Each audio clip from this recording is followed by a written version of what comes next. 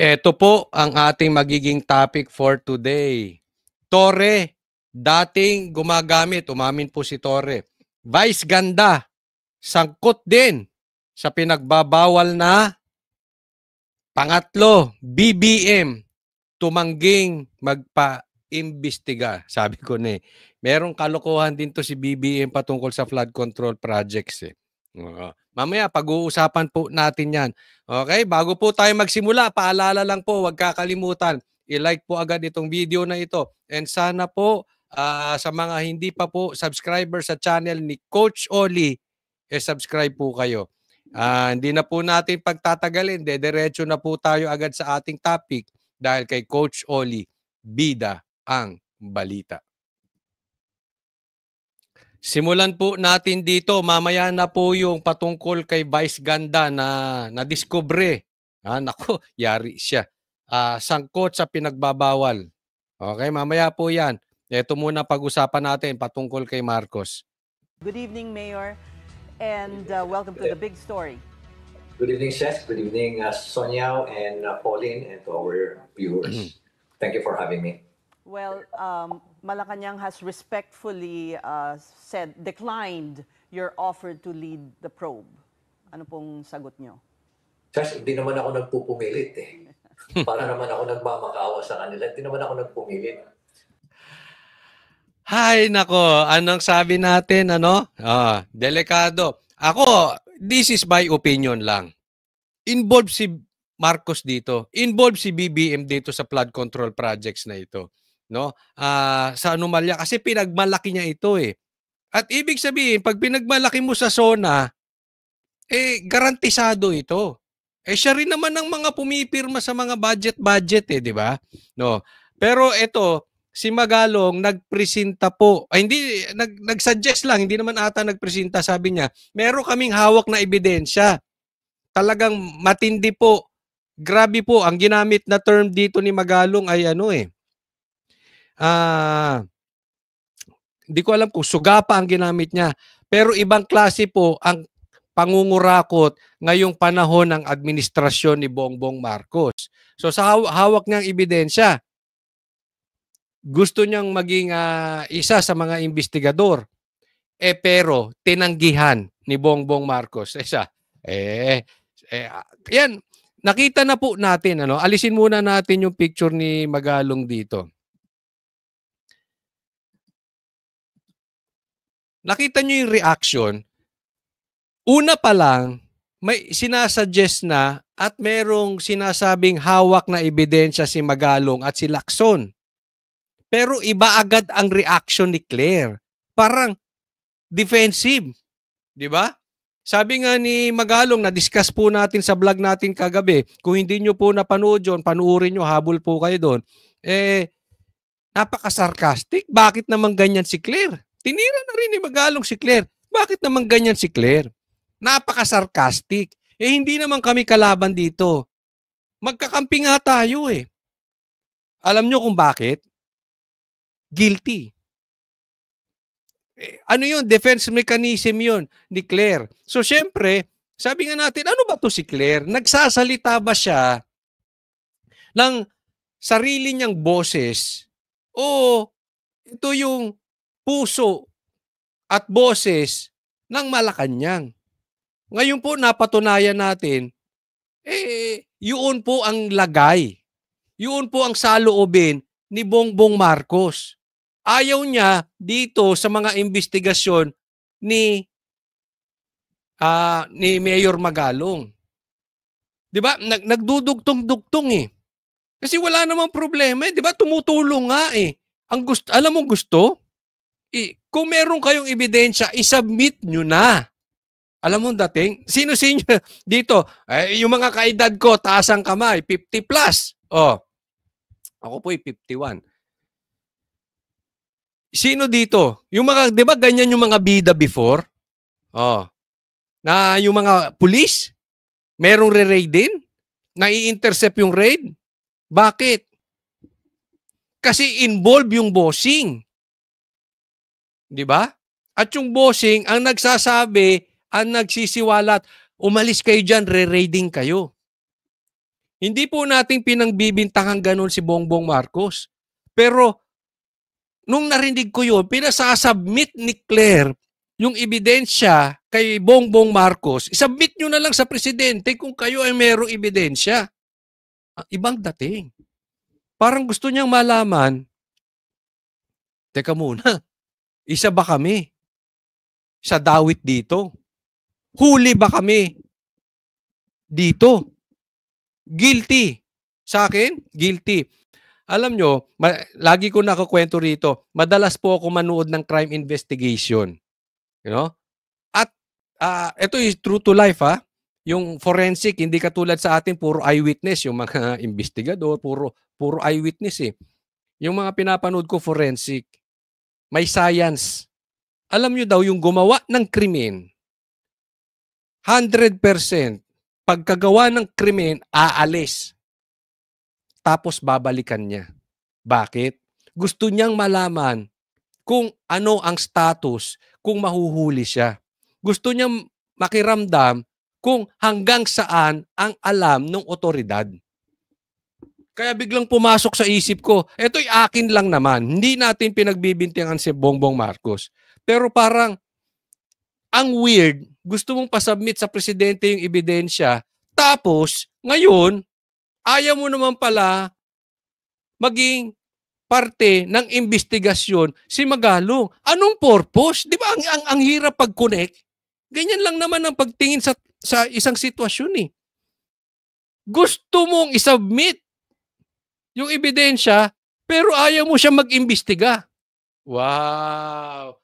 Naaamoy nyo ba yung naaamoy ko? Nako, delikado yan. Ay, nako, delikado. O sige, puntahan po natin, balikan natin si... ito, pakinggan po natin. Malacanang has respectfully declined your offer to lead the probe. Ano pong sagot nyo? Kasi hindi naman ako nagpupumilit eh. Para naman ako nagmamakaawa sa kanila. Hindi naman ako nagpumilit. Nag-volunteer lang ako sa kasakaling wala sila. Kasi wala silang makita pa. Unang-una, just would like to emphasize that the investigation should be conducted by a third party. Mismo. Yan, isa pa yan. Dapat, ang mag-iimbestiga third party. Yung pagiging guilty ng Kamara, sabi ni Puno, dapat wag nyo kaming pangunahan kami mag-imbestiga. Nafe-feel nyo yung pagka-guilty? Defensive? Ganito din kay Bongbong Marcos. No? Ay, third party ang mag-imbestiga. Kasi, kung ikaw rin, Marcos, ang mag-a-assign, or secretary mo na naman, mamaya si Boying na naman, o ito magkapatid na Rimulya. Baka saan tayo mauwi? Di ba? Isipin, no? Baka mamaya i-assign niya si Boying tsaka si yung kapatid niya, basta sila. Si Boying, expertise niya, ang hilig maghanap ng buto. Baka maghanap yan, oy, dito kaya nagbabaha kasi maraming buto. Pambihira, may nalaglag pa saglit. Di ba? So, tama si Magalong, dapat third party mag-imbestiga. An independent body. That is actually the intent. Yun ang gusto kong ipahiwatig sa kanila. Hindi yung mismong mga akusado, kaya yung mga, kung sino yung mga involved, sila rin na mag-imbestiga sa sarili nila. Or kaibigan nung mga akusado. Kaibigan nung mga kontraktor. Magkakamag-anak pa man din sila dyan. Kumbaga, it's a question of moral ascendancy. Para mong sinabihan yung kriminal na, okay, sige, imbestiga mo na yung sarili mo, tapos mukha ka na rin ng mga ebidensya, tapos pailan mo na rin yung kaso mo. Ganun ang nangyari. Hindi naman pwedeng ganun. Kaya hindi po ako nagpupumilit. Nag-volunteer lang po ako.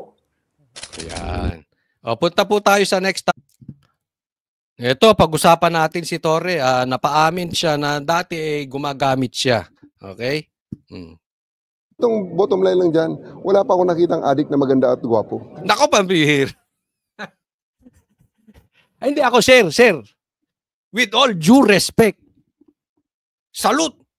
Bakit nandyan yung babae lagi sa likod mo? Hindi, ano purpose? Pinopromote mo? Meron kayong relationship. Tanong lang. Si ano to, si Pahardo. Sir, ay ma'am. Ano ka ba, sir? Ma'am, Pahardo. Ma'am,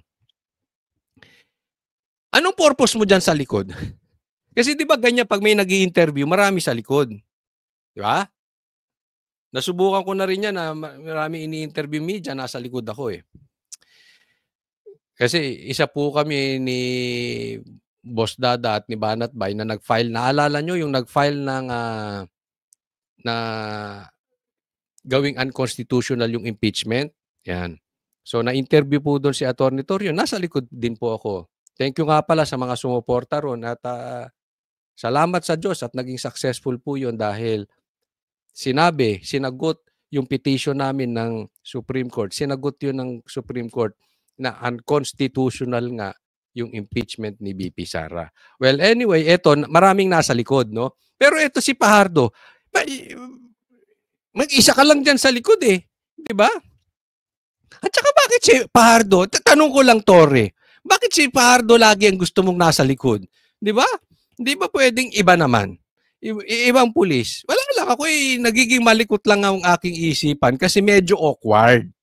'Di ba? Usually naman yung tao sa likod madami or at least man lang more than one. Isipin mo 'yan. 'Di ba? Para tuloy kayong magjowa. Hindi ko po kayo sinasabing magjowa kasi medyo nakakadiri din imaginein. Pero para tuloy kayong magjowa, 'di ba? 'Di ba ganyan yung mga nagpapa-interview magjowa? Dalawa lang sila. Para kayong artista, sige. Pag-usapan natin 'to. Lahat ng adik pangit. Nako, pambihira. Of all people, pambihira, Torre. Sa'yo pa talaga galing na lahat ng adik pangit. Nako, pambihira. Ay. Hiyang-hiya naman ako sa itsura nito si Torre. Di ba may nakita pa kayong, di ba dati, tingnan nyo ang before and after. Artista, napakaganda, na addict, tingnan mo itsura. Di ba? Diretsong usapan, real talk. Wala pang addict o substance user na gwapo at maganda. Lahat pangit. Yun. Pero huwag mo namang idiin na mga pangit kasi gumagamit. No, wala naman siyang sinabing gano'n. Wala naman siya sinabi. Kaya lang, kasi kung susundan natin yan, ang dami namang halimbawa, di ba? Pwede mo namang sabihin, lahat ng adik ngiwi. Di ba? May ano yun. Lahat ng adik pangit, lahat ng adik ngiwi, lahat ng adik gano'n ang mata. Lahat ng adik kriminal. Pwedeng gano'n, di ba? I'm talking about criminal, yung mga adik. Kasi ang ibig ko sabihin, hindi, may mga magpapalag, hindi, kami, gumagamit kami, pero hindi naman kami kriminal. May mga magaganyan, lalo na yung mga magulang na may mga anak na adik. Sorry po, baka po magalit sa akin. Hindi, ang ibig sabihin ng adik talagang lulong. Yan po, lulong. No? So, hiyang-hiya naman ako sa inyo, sir, pati ikaw, ma'am. Di ba? Sa inyo pa nanggaling talaga lahat ang Pero kung susundan natin yan, yung sinasabi mong adik ka rin. Parang inaamin mo, adik ka eh. Hindi, pangit ka. Pangit naman talaga to si Torre. Huwag na tayo magloko. Diretsahin na natin. Wala namang masama sa pangit eh. Parehas tayo, pangit din ako. So, I know what you feel. Diba? Pero kasi pagka, dapat dinagdagan mo. Adik ngiwi. Kasi pag sinabi mong adik, pangit lang, hindi. Adik, dating maganda, pangit. Sabi nila si Lisa, crush ng bayan. Tingnan mo itsura ngayon. Hindi ko po iniinsulto. Real talk lang po, tingnan nyo si Lisa. Yan ba ay mukhang crush ng bayan? Hindi naman di ba? Sabi nila crush ng bayan. Di pangit. Di adik din. Si Bongbong, pangit din. Di ba? Tropa tayo, lahat tayo pangit eh. Wag naman, wag ganoon. Pero sa isang banda, may yan may katotohanan yan dahil meron akong kaklase before, ang isa sa hot trap. Ngayon, nung nakita ko, hindi ko makilala. Talagang no? Patanong kita, Torre. Serious question to, ha? Dati kang gumagamit. Parang medyo ako duda na ako talaga. Duda, okay? Hindi ko po iniinsulto si Torre, sinasabi ko nga pati ako. Alam ko naman pangit ako eh, 'di ba? So, lang, pare-parehas lang tayo. Pero I can guarantee you, Torre, never akong gumamit, not even once. Tanong, ikaw, gumamit ka ba? Tanong, si Bongbong Marcos, gumamit ba? Si Lisa, gumamit ba? Let's go to the serious side. Kasi Torre, parang ang dating nito critical ka sa mga adik. Wala akong question dyan. Ako critical din sa mga adik. Pero sana, hindi ka bias. Sana, halimbawa lang, matanong ko sa'yo, kung boss mo, adik, kaya mong hulihin? Tanong lang, serious lang. Halimbawa, ang boss mo o isa sa mga politiko na kaibigan mo ay sangkot sa droga, isa sa mga drug lords, kaya mong hulihin? Nagtatanong lang kasi para mo ma-justify yung mga salita mong ganyan and magkaroon ng saysay, patas ka ba? Yun ang totoong question dito. Hindi ka ba double standard? Ito'y tanong lang. Kung mapatunayan ba na adik si Bongbong Marcos, kaya mong hulihin? Kaya mo man lang sitahin? Kaya mo rin bang... tanong lang kung lang naman. 'Di ba? Si Lisa, halimbawa, bilang First Lady at Presidente, at kung gumagamit, yung gagamitin mong standard sa mga adik na ordinaryong Pilipino, kaya mong gamitin yung same standard kay Bongbong Marcos at kay Lisa o kung sino mang drug lords. Hindi ko po sila pinagbibintangan. Tinatanong ka lang, kaya mo ba yan? Kasi dapat, hindi double standard. Yung gagawin mo sa pinakamaliit na adik, which I agree, kung huhulihin mo, kaya mong gawin doon sa pinakamalaking adik. Tanong ko lang naman. Next topic po tayo. Kasi may connection po ito. Eto, yari. Si Vice Ganda, sangkot. Yari. May ebidensya po. May ebidensya. Sangkot sa pinagbabawal na. Ito, pag-usapan na natin. Napakawalang hiya nung tao na yun, Mr. Chair. Bigla ba niya naman sinabi, tingnan niyo yung mukha ni Marcoleta kung matatawa kayo. Hindi ako natawa kay Marcoleta. Sino yung... Natawa ako dito kay Vice Ganda kasi attack dog. Naging attack dog na. In fairness kay Marcoleta, kilala ko yung anak nito. May itsura po At kamukhang-kamukha niya si Congressman, no? Kamukhang-kamukha niya. Kasama namin 'yan sa mga ibang sorties.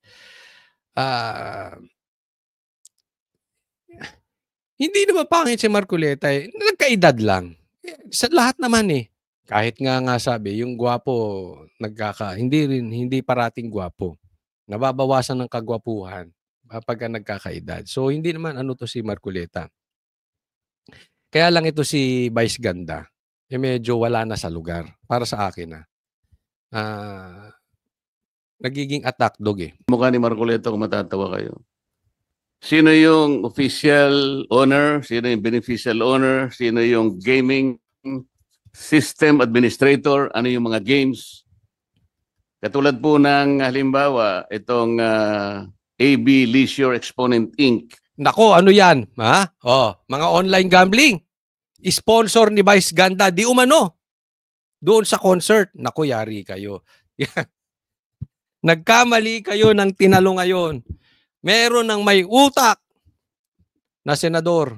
Yung mga games niya po, ito yung DG Plus, Arena Plus. O DG Plus, Arena Plus, no, puro plus ha. O, online gambling. Mga online, ako nagtatanong lang. Pero sa aking pagkakaano, parang online gambling ang ano dito. Asa ng credibility nito si Vice Ganda? Ano sinasabi ni Vice Ganda before? Diba? Sa bagay, hindi nga niya madesisyonan kung anong kasarian niya. Anyway, hindi ko nilalahat kasi meron naman mga bading na maayos kausap may paninindigan. Ito si bakla na pangit na wala pang paninindigan, ito si Vice Ganda. Kasi anong sinasabi niya before? Wag naman yung gambling. Nasisira ang buhay ng tao diyan. Nasisira ang kabataan, nasisira ang pamilya diyan sa gambling. Ngayon, pinopromote mo gambling. Sponsor mo online gambling. Asan ang credibility ngayon nito si Vice Ganda? So yung sinasabi mong nakakasira before, nasugal, depende sa ayon ng sahod mo. Kasi sponsor mo yan Pinopromote mo yan. Hindi ka naman magpo-promote ng walang bayad. Lokohan? Libre? Alam naman natin ng artista, pag nag-promote yan, may bayad. Wala pong masama doon dahil trabaho nila yan. Ang punto rito, bakit yung online gambling pinopromote? 'Di ba? Hindi ba bias ang gobyerno? Sabi nila, yung mga influencer, yung mga vlogger na nagpo-promote ng online gambling, kinat na sa social media. Pinasara na yung kanilang Facebook. Yan ang sabi. Naglabas pa nga sila ng listahan ng mga vloggers, ng mga influencer. Dahil nag-promote ng online gambling. Bakit ito si Vice Ganda? Di umano, according, susundan natin to kay Marcoleta at sabi nagpo-promote din daw to ng online gambling. Bakit andyan pa rin yung Facebook ni Vice Ganda? Okay, nagtatanong lang. Totoo ba, Vice Ganda, ikaw ay nagpo-promote ng online gambling? Tanong ko sa iyo, Vice Ganda, napaka-ipokrito mo kung nagpo-promote ka ng online gambling. Dahil sabi mo, nakakasira ng pamilya. Kayo namang gobyerno, mga ipokrito rin kayo kung nagpo-promote ng online gambling si Vice Ganda. Dahil sabi nyo, ang dami nyo nang tinanggal na mga na page ng mga influencer. But si Vice Ganda until now, andyan pa rin. Pag sobrang laki, takot kayo? Ano to? Depende sa laki? Depende sa laki ng influencer? Pag may noontime show, hindi nyo kayang tabigin?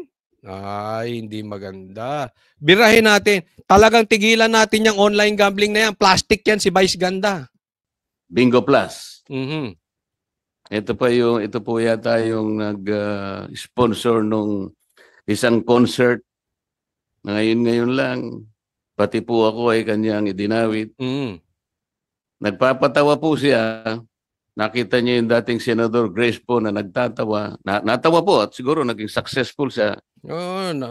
Grace po, pinagtawanan mo ba si Marcoleta? Mm-hmm. Napatawa niya si Senador Grace po. Bigla ba niya naman sinabi, tingnan niyo yung mukha ni Marcoleta kung matatawa kayo. Napakawalang hiya nung tao na yun. Totoo, napakawalang yan yan. Napakawalang yan. Paano mo malalaman kung walang yan ang tao? Hindi. Ano bang pinagmamalaki si Vice Ganda? Diba? Alisin mo ang yaman sa isang tao. Tingnan natin kung may binatbat. Yumaman lang Pero totoo lang, kung komedyante lang, ang daming mas magagaling kay Vice Ganda. Isa sa mga kay Brad Pitt na lang, walang binatbat yan. Nagkaroon lang siya ng noontime show Sa mga comedy bar, mas maraming Sino yung yung sa Itbulaga hindi kasi ako madalas, napapanood ko lang sa newsfeed Itong dalawa, magkasama sila, yung kalbo yung isa. Hindi kasi ako magaling sa artista talaga, pasensyahan nyo na. Mas magagaling pa yun sa comedy Diba? Yung comedy naman ni Vice Ganda, nang-iinsulto lang. Ang magaling, ako para sa akin, magaling sa comedy yung bilis ng utak. Yung naisip niya pa yon. naipasok ngayon, yung mga ganon, hindi yung, sige, hamunin nyo si Vice Ganda. Try mo mag-comedy nang walang iniinsultong tao. Hindi niyang kaya. Mr. Chair, ayaw ko na pong patusin siya. Ay, huwag mo talagang patusin, nakakadiri. Huwag mo patusin si Vice Ganda. Pero tuloy mo yan. Saludo kami dyan sa iyo, Marcoleta. Ha? Dapat talaga imbestigahan niya mga online gambling na yan. Sabi nila, tinanggal na sa GCash.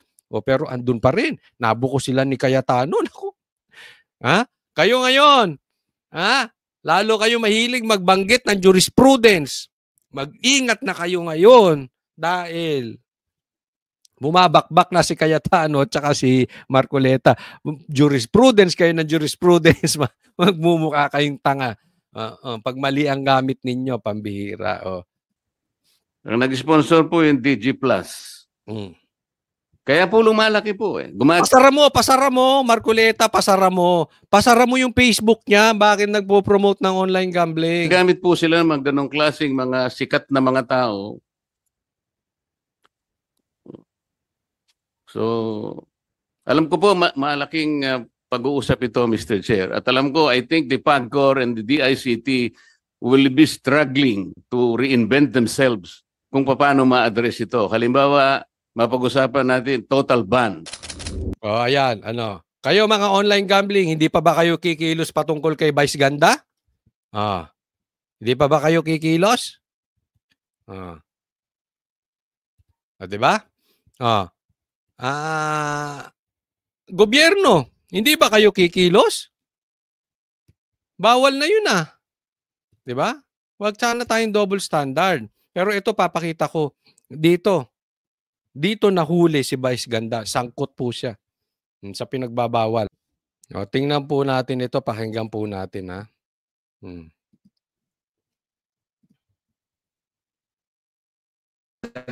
Yung muna lahat ng makeup niya at saka ng wig niya. Saka ako magbibigay ng opinion. As of now, hindi ko alam pero itsura niya. Nako. Nakita ko lang to sa Facebook Pero si Bibi Gandang Hari, kung kinumpare mo, kaya ako sa akin, hindi naman maganda nang iinsulto tayo ng pangit. Okay? Siguro ako, okay lang kasi tanggap ko naman pangit ako.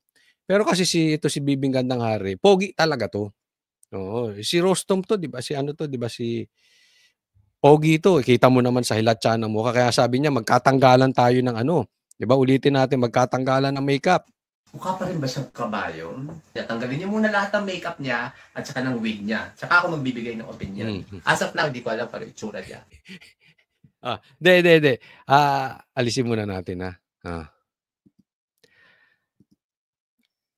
Dito, kasi ang lakas mang insulto ni Vice Ganda ng pangit.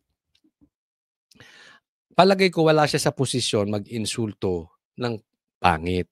Kasi pangit ka Vice Ganda. Tanggapin mo na yan. Alisin mo yung makeup mo. Alisin mo yung wig mo. Wala ka sa posisyon magbanggit ng pangit.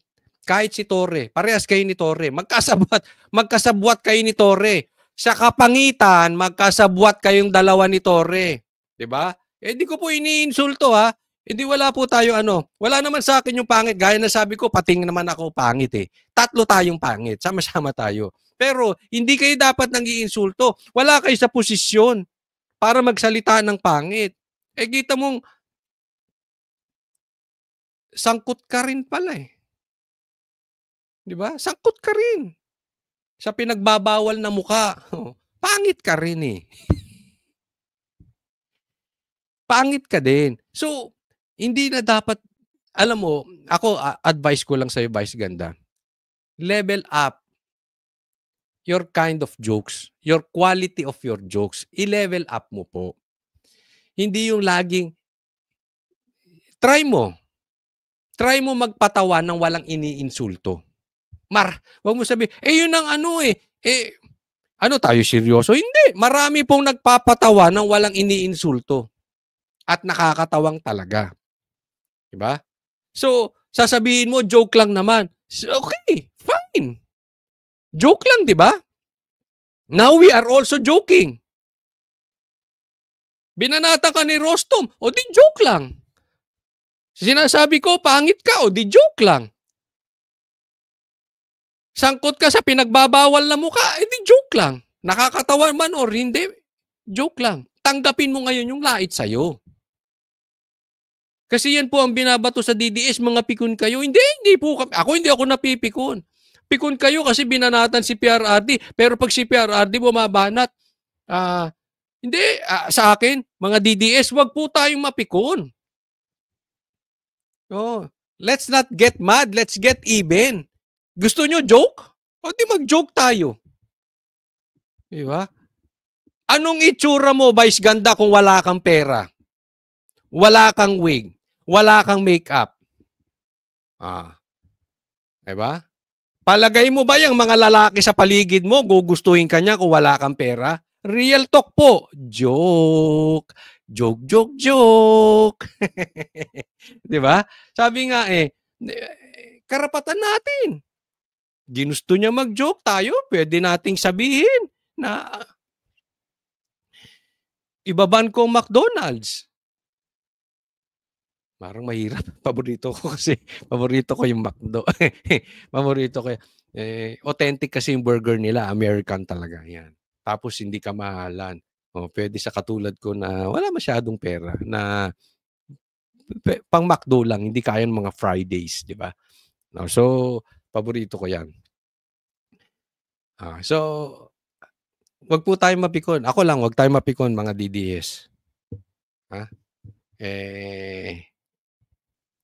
Tayo naman ang mag-joke. Di ba? Tayo naman magtawa dito. Gaya ng sabi natin, ilathala din natin kung sino-sino yung mga sponsor niya. Basta wag lang tayo mag-fake news, ha? Yung totoong sponsor niya, lagay nyo sa Facebook.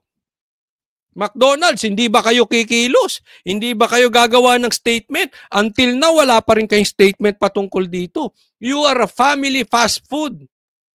Family-oriented fast food. McDonald's. Wala kayong galaw na gagawin dito kay Kay Vice Pangit? Bakit ba Vice Ganda? Hindi ka naman maganda. Pilingera ka din no? Palitan mo yung pangalan mo, Vice Pangit. Hindi ako nagmamalaki. Ako inaamin ko, pangit din ako. Di ba? Pero hindi tayo kailangan mang-insulto ng pangit katulad natin. McDonald's, kumilos po kayo, ha? Hindi pampamilya yung nyo, kabastusan eh. Bastos yan, di ba? Next topic po. Ito, panawagan ko sa mga tatay o sa mga nanay, lalo-lalo na sa mga tatay, wag na wag po nating gagawin ito. Napakadelikado po. Malalagay po sa peligro ang kinabukasan ng ating anak. Hinahanap na ng Transportation Department ang lalaki sa viral driving video kung saan pinagmamaneho ng sasakyan ang kandong niyang batang babae. Ayon kay Secretary Vince Dizon, kumikilos na ang LTO para matrace ang uploader ng video. Una po, bawal yan. Ingatan po natin, bawal yan, ha? Maputol ko, bawal po yun. Hindi po pwede mag-drive ang isang bata. Ngayon, sasabihin siguro yung tatay pinagdadrive. Ito, payo ko lang naman, no? Hindi po natin alam kung may airbag po yung sasakyan na yan. Pero karamihan po ng sasakyan ngayon ay may airbag na. Huwag po kayo magpapadrive ng bata or huwag kayo magpapaupo ng bata sa harap. Dahil pag kayo nabangga at lumabas yung airbag na yan, yung airbag na instead na proteksyon ng inyong anak, yaan pa ang ikamamatay niya. At best, yaan pa ang magiging cause ng critical significant injury or major injury or yung panghabang buhay na pagsisisihan ninyo. Nasa ko na. Kasi delikado po yan. Kaya nga dapat kahit dalawa lang kayo ng anak ninyo, lalo't maliit pa doon sa likod. Wag po kayo ako naman concern lang dito. 'Di ba? Napakadelikado po ng yung airbag po kasi may purpose po 'yan. Makakatulong po ng malaki 'yan pag tayo ay nabangga. Pero tayo ay may edad na, yung matatanda na. Pero kasi yung lakas nung labas nung airbag, tatapon talaga ang bata ron. Delikado. Baka mabali pa ang liig. Unang-una, bawal yun. Hindi mo pwedeng pagmanehohin yung bata mong anak na walang student permit. Mismo. Tapos ano lang, tapos musmus pa. Kasabay ng issue, muling nagbabala ang kalihim sa mga pasaway sa kalsada. Sumunod na lang tayo, huwag na tayong pasaway. Kasi ang problema sa pagiging pasaway, kung may maaksidente, may madidisgrasya, baka hindi kang mawagan sila ng lisensya, baka may kulong pang kasama yon. Yan, hindi lang kulong. Yung sabi nga, pagka merong batas, in a way, ako I believe in this, pag may batas, sundin natin, wag tayong pasaway. Kasi that is God's protection para sa atin. Nilagayan ng Diyos, hinayaan ng Diyos mailagay yan, protection natin yan. Diba? So, huwag tayong pasaway. Delikado talaga para sa bata. O huwag pong kakalimutan doon sa mga hindi ko pa po subscribe po kayo. At may nakalabas po dyan. Panuorin nyo yung link na ito. O, maganda po yan. Konektado po yan dito. Okay, maraming salamat po. God bless everyone. Coach Oli po.